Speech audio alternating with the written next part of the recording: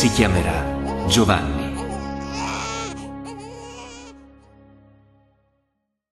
Ci stiamo avvicinando a grandi passi alla celebrazione del bicentenario della nascita di Don Bosco.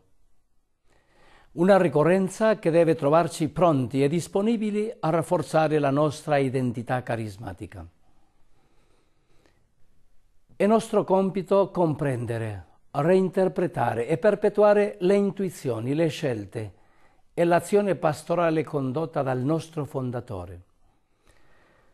La genialità operativa, le doti educative e la spiritualità sono senza dubbio tre dimensioni che caratterizzano la sua figura.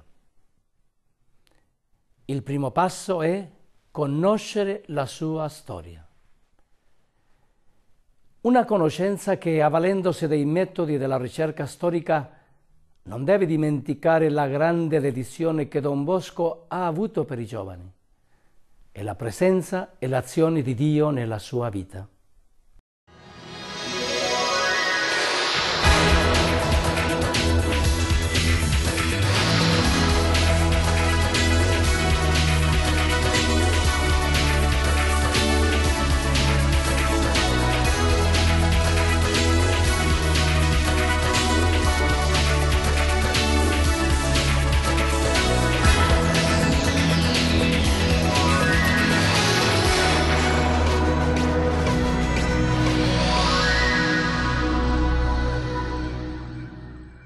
La strenna che il rettor maggiore, Don Pascual Chávez Villanueva, affida ai gruppi della famiglia salesiana per il 2012 è un invito a conoscere in maniera profonda la storia di Don Bosco, per ricostruire oggi la sua immagine e perpetuare la missione ad essa affidata, l'educazione e l'evangelizzazione dei giovani.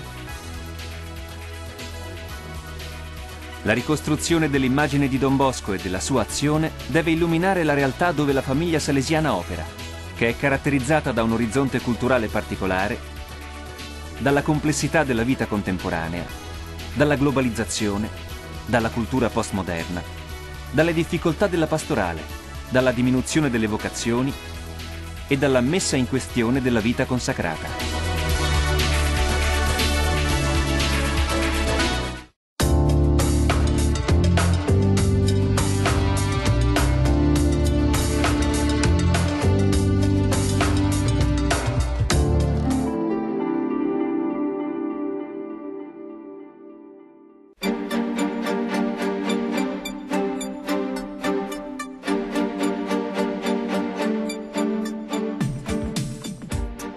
Don Bosco continua ad essere una figura di grande rilievo per la Chiesa e per la società civile. La sua è una figura a tutto tondo, che non può essere ridotta a semplici formule. In passato, molte sue presentazioni, non prive di esaltazioni e amplificazioni, hanno corso il rischio di distorcerne il volto, l'intuizione e lo spirito. Oggi, la geografia tiene conto di interpretazioni storiche fondate e di una rinnovata lettura teologica dell'esperienza spirituale dei santi. Don Bosco è una figura poliedrica, è un fondatore, un legislatore, un educatore, un maestro di vite spirituali. Per evitare che quanto ci è stato tramandato possa andare smarrito, è urgente e necessario conoscerlo. Aumentando la distanza cronologica, geografica e culturale da lui, si può correre il rischio di perdere quel clima affettivo, quella vicinanza che ce lo rendevano familiare. Se dovesse venir meno il riferimento al nostro Padre comune, al suo spirito, alla sua prassi, ai suoi criteri ispiratori, come famiglia salesiana non avremo più diritto di cittadinanza nella Chiesa e nella società, perché saremo privi delle nostre radici e della nostra identità. Oltre la distanza cronologica, geografica e culturale, ci sono altri due motivi da considerare. Per un movimento spirituale come la famiglia salesiana è importante tener viva la memoria della propria storia, organizzarla e renderla accessibile, così da favorire il consolidamento della cultura di riferimento e far fronte alle trasformazioni storiche, sociali e culturali. In questo modo la famiglia salesiana potrà continuare a essere portatrice del carisma delle origini e farsi vigile e creativa custode della propria tradizione.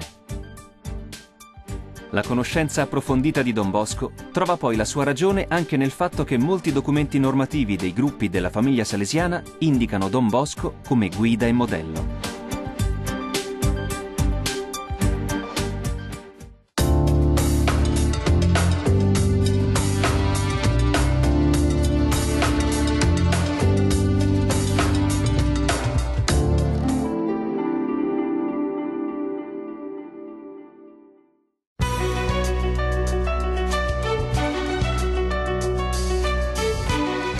La storia di Don Bosco deve essere ricostruita e interpretata con coraggio e autenticità. Come suggeriva Papa Leone XIII, lo storico non deve mai dire nulla di falso né tacere nulla di vero. Cogliere anche le imperfezioni dei santi offre il triplice vantaggio di rispettare l'esattezza storica, di sottolineare l'assoluto di Dio e di mostrare la fragilità della natura umana che tutti condividono. Occorre poi superare l'aneddotica e favorire l'attualizzazione di Don Bosco oggi, all'alba del terzo millennio. Una conoscenza che, in tensione tra l'interrogarsi sul presente e la ricerca di risposte che provengono dal passato, aiuti il carisma salesiano ad inculturarsi nell'oggi. È necessario che il carisma fondazionale di un movimento venga reinterpretato vitalmente, così da non diventare un fossile prezioso. I fondatori hanno fatto esperienza dello Spirito Santo in un preciso contesto storico. Per questo è indispensabile determinare gli elementi di contingenza della cultura e della situazione dell'epoca. Sarà così possibile determinare il valore della loro azione e la portata delle risposte date alle sfide del tempo. Una ricerca storica su Don Bosco deve essere in grado di determinare ciò che è transitorio e ciò che è permanente nel carisma, ciò che deve essere lasciato e ciò che deve essere assunto. La storia di Don Bosco, inoltre, non è solo nostra, è anche della Chiesa e dell'umanità e non dovrebbe essere assente dalle loro storiografie. L'esclusione dal dibattito culturale in corso in ogni paese determinerebbe anche l'insignificanza storica dei salesiani, la loro emarginazione sociale, l'assenza della nostra offerta di educazione. Se vogliamo continuare ad avere credibilità, dobbiamo avere la stessa professionalità, adottare lo stesso linguaggio.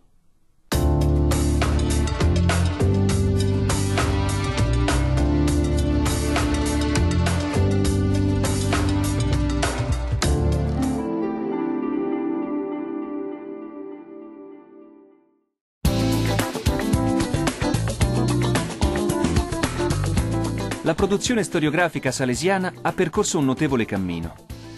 Dai primi modesti profili biografici di Don Bosco si è passati alle biografie encomiastiche, ispirate ad una lettura teologica, aneddotica e taumaturgica.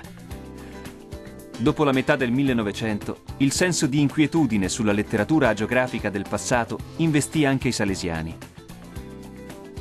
Il clima culturale degli anni 70 portò, attraverso presupposti, indirizzi, metodi, strumenti di indagine condivisi dalla ricerca storiografica, ad approfondire la conoscenza del patrimonio ereditato da Don Bosco. Per una corretta ermeneutica della storia salesiana oggi si tiene conto di 3 tipologie di analisi. L'analisi filologica è possibile grazie alla pubblicazione delle opere edite e inedite di Don Bosco. Il prezioso lavoro svolto dal Centro Studi Don Bosco dell'Università Pontificia Salesiana e dall'Istituto Storico Salesiano ha messo a disposizione di tutti, in edizioni scientificamente curate e revisionate, migliaia di pagine degli scritti di Don Bosco.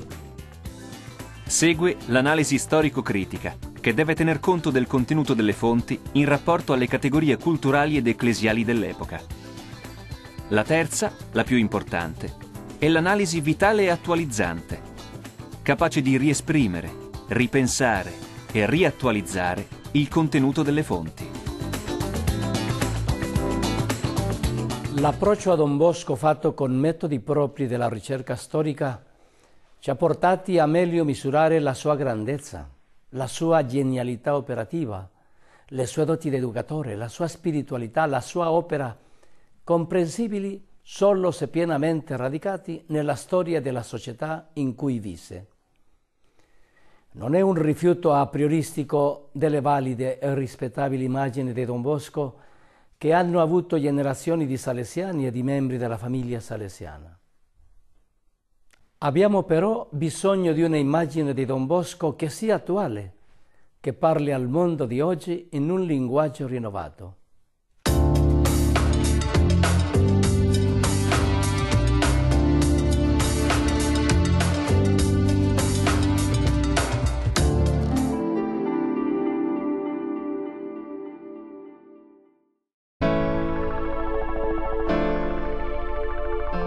Don Chavez, nel commento alla Strenna, evidenzia ed analizza alcune esperienze e scelte operate da Don Bosco. L'evoluzione delle sue opere e della comprensione di quali fossero i suoi destinatari. Cosa intendeva per gioventù abbandonata. Come rispondeva alle necessità dei giovani. Come rispondeva con flessibilità ai bisogni. L'insistenza per la povertà di vita e il lavoro instancabile. Partendo dall'analisi storica di questi comportamenti, vengono suggeriti percorsi di verifica, così da poter ricostruire l'immagine di Don Bosco con fedeltà e non mera ripetizione. È un processo che deve coinvolgere ogni gruppo della famiglia salesiana per giungere ad una visione comune, colta, professionale e profonda di Don Bosco, così da valorizzare il patrimonio storico, pedagogico, spirituale. Un processo che, favorendo la conoscenza della realtà giovanile, abbia chiaro il profilo del cristiano nella società. Si tratta, in altri termini, di rivedere istituzioni e strutture di aggregazione e di educazione, di rileggere il sistema preventivo in chiave di attualità, di presentare al mondo e alla Chiesa uno stile particolare di educatore salesiano.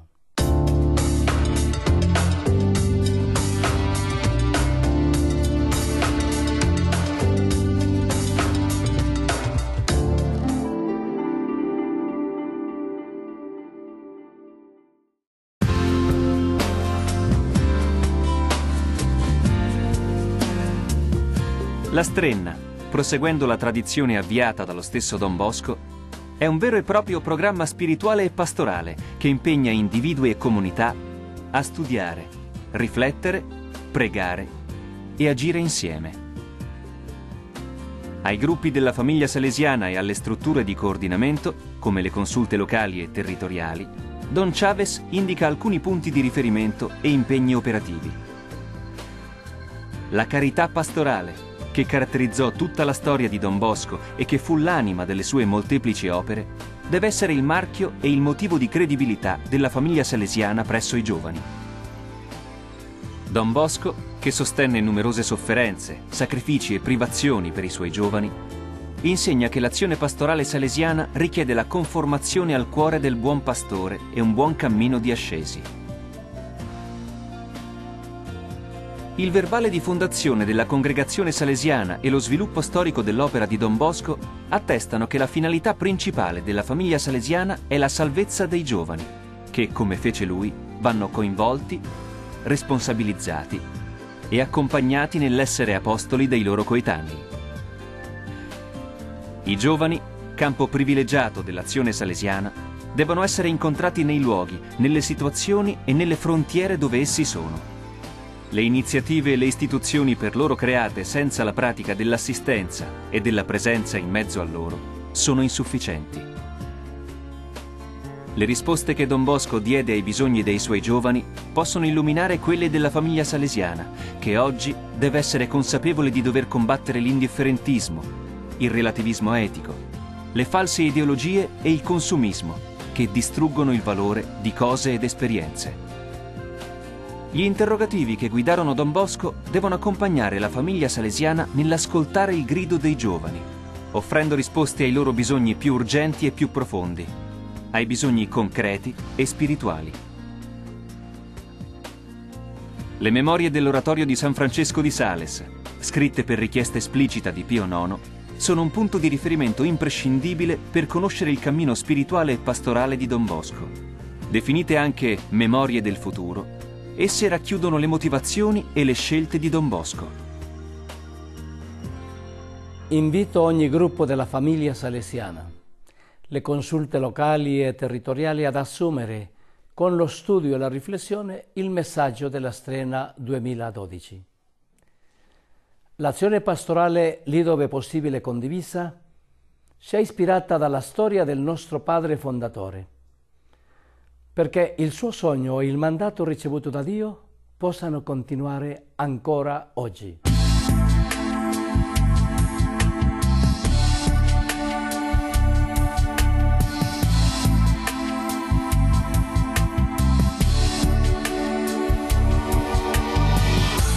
Don Bosco ci offre una presentazione semplice ma al tempo stesso profetica del suo spirito e della sua missione.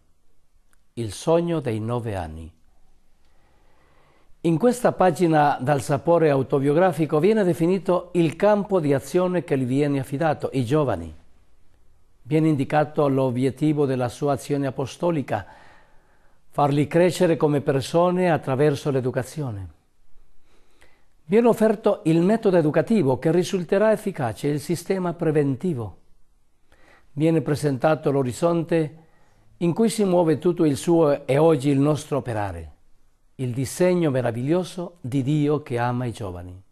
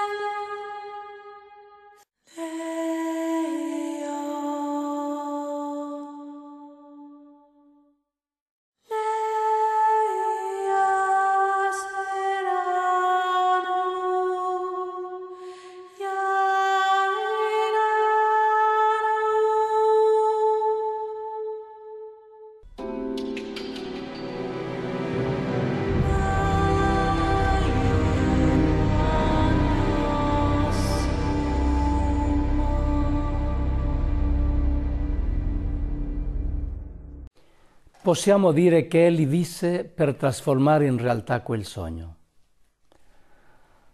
Siamo chiamati a fare quanto il nostro caro padre fece, assumere i giovani come programma di vita, ragione della nostra esistenza, spendendo per loro tutte le nostre energie fino all'ultimo respiro. Don Bosco non venne mai meno per i suoi giovani.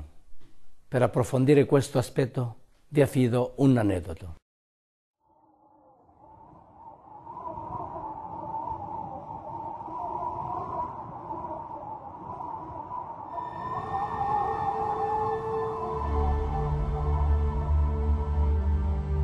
Immaginate il cortile della prigione di una colonia europea del secolo XVIII. È l'alba e mentre il sole comincia a riempire di colori dorati il cielo di Oriente, un prigioniero viene portato fuori nel cortile per l'esecuzione. Si tratta di un prete condannato a morte per essersi opposto alle crudeltà con le quali venivano trattati gli indigeni della colonia. Adesso è in piedi, contro il muro, e contempla i componenti del plotone di esecuzione, suoi compatrioti. Prima di bendargli gli occhi, l'ufficiale di comando gli pone la tradizionale domanda su un ultimo desiderio da esaudire. La risposta arriva come una sorpresa per tutti. L'uomo chiede di suonare per l'ultima volta il suo flauto. I soldati vengono messi in posizione di riposo mentre aspettano che il prigioniero suoni. Quando le note cominciano a riempire l'aria silenziosa del mattino, l'ambiente del carcere è come inondato da una musica che si espande dolce ed incantevole, riempendo di pace quel luogo segnato quotidianamente dalla violenza e dalla tristezza. L'ufficiale è preoccupato, perché quanto più si prolunga la musica, tanto più sembra assurdo il compito che gli corrisponde. Ordina dunque ai soldati di aprire il fuoco. Il sacerdote muore all'istante, ma con stupore di tutti i presenti, la musica continua la sua danza di vita a dispetto della morte.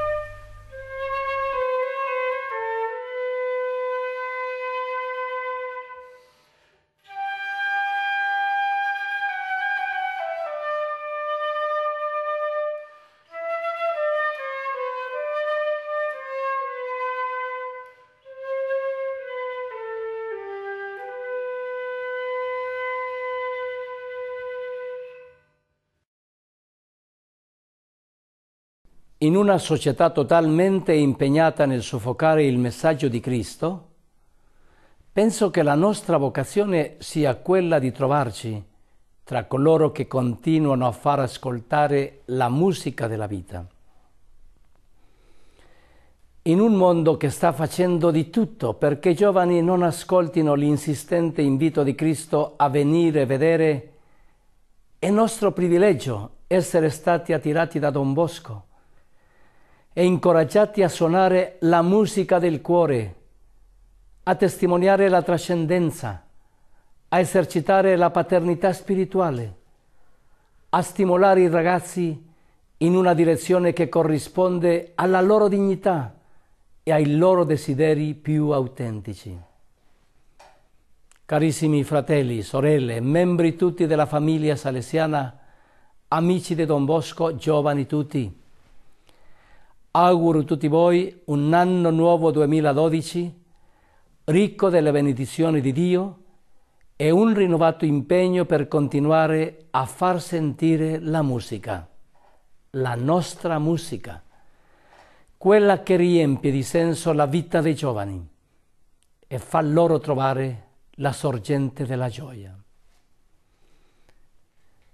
Conoscendo e imitando Don Bosco, facciamo dei giovani la missione della nostra vita.